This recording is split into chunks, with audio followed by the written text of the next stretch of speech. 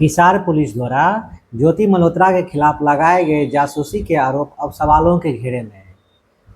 शुरुआत में पुलिस ने ज्योति पर आईएसआई के लिए जासूसी करने, पाकिस्तान से संबंध रखने और देशद्रोही जैसे गंभीर आरोप लगाए थे। इसी आधार पर मीडिया ने सनसनीखेज रिपोर्टिंग की, जिसे समाज ने भी आंख मूंद कर स्वीकार किया। ज्योति की छवि गद्दार, हनी ट्रैप एजेंट और पाक प्रेमी के रूप में गढ़ी गई, लेकिन अब पुलिस की हालिया प्रेस रिलीज ने कहानी का रुख बदल दिया है। पुलिस ने साफ कहा है कि ज्योति के मोबाइल, लैपटॉप या बैंक खातों से कोई ठोस सबूत नहीं मिले हैं जो उसे देशद्रोही सिद्ध करें। व्हाट्सएप चैट, डायरी, पाकिस्तान में शादी की योजना जैसी बातें पुलिस ने झूठी अफवाह करार दी है। एनआईए जैसी केंद्रीय जांच एजेंसी ने न तो उसे हिरासत में लिया और न ही पूछताछ के बाद कोई गंभीर कदम उठाया, जो इस केस की गंभीरता पर सवाल उठाता है।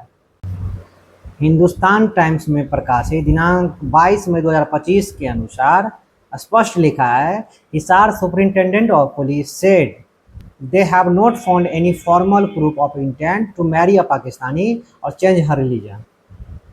मतलब यह स्पष्ट कर रहा है कि उन्हें किसी पाकिस्तानी से शादी करने या अपना धर्म बदलने के इरादे का कोई औपचारिक सबूत नहीं मिला है। आगे लिखा है, police address the espionage charge against YouTuber Jyoti Malhotra on Wednesday, stating that she was in contact with the officers from the Pakistani embassy, but there is no evidence so far linking her to any terrorist group or activity।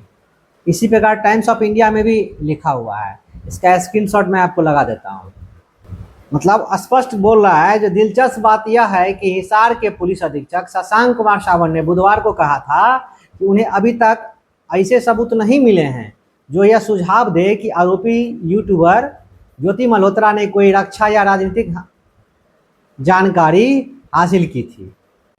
शुरुआत में ज्योति का नाम गजाला और यामिनी जैसे संदिग्धों से जुड़े होने के कारण सामने आया था, लेकिन सबूतों के अभाव में पुलिस ने अब यह रुख अपना लिया है कि मीडिया और सोशल मीडिया केवल अधिकृत प्रेस रिलीज के आधार पर ही खबर चलाएं। इससे साफ होता है कि पहले जो जानकारी संदिग्ध सामग्री के नाम पर दी गई थी वो शायद सिर्फ संदेह पर आधारित थी, प्रमाणित नहीं थी। ज्योति मल्होत्रा के पाकिस्तान उच्चायोग में कार्यरत एहसान उर रहीम उर्फ दानिश से करीबी संबंध थे, जो अब भारत से निष्कासित किया जा चुका है। मीडिया की भूमिका इस पूरे मामले में बेहद आलोचनीय रही।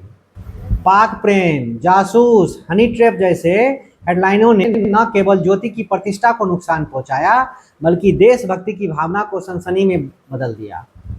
मीडिया ने बिना पुख्ता सबूत के सिर्फ पुलिस सूत्रों के हवाले से ज्योति पर चारित्रिक हमले किए। अब जब पुलिस खुद पीछे हट रही है तो यह आत्ममंथन का विषय बन गया है कि क्या मीडिया ने अपरिपक्व पत्रकारिता की? क्या देशभक्ति की आड़ में हमने एक महिला का चरित्र हनन किया? क्या हमें अब माफी मांगनी चाहिए? समाज की भूमिका भी इस मामले में आलोचना के योग्य है। समाज ने मीडिया और पुलिस पर विश्वास कर ज्योति को पहले ही दोषी मान लिया। उसके पाकिस्तानी दौरे, निजी रिश्तों, इंस्टाग्राम अकाउंट तक पर सवाल उठाए गए, लेकिन यदि जांच में वह निर्दोष पाई जाती है तो यह न केवल पुलिस और मीडिया के लिए बल्कि समाज के लिए भी आत्मचिंतन का समय होगा। फिलहाल फॉरेंसिक जांच चल रही है, लेकिन अब तक कोई सैन्य, आर्थिक या आतंकी कड़ी नहीं मिली है। एनआईए की निष्क्रियता और पुलिस द्वारा गिरफ्तारी को संदेह पर आधारित बताना यह संकेत देता है कि मामला उतना गंभीर नहीं जितना शुरुआत में दिखाया गया था। अंततः यह मामला भारतीय मीडिया, पुलिस और समाज के लिए एक चेतावनी है कि किसी भी व्यक्ति की छवि को बिना ठोस सबूत के सार्वजनिक रूप से नष्ट करना अनैतिक है। यदि ज्योति निर्दोष साबित होती है तो उसे न्याय दिलाना, उसकी प्रतिष्ठा बहाल करना और सार्वजनिक रूप से क्षमा याचना करना सभी की जिम्मेदारी होगी।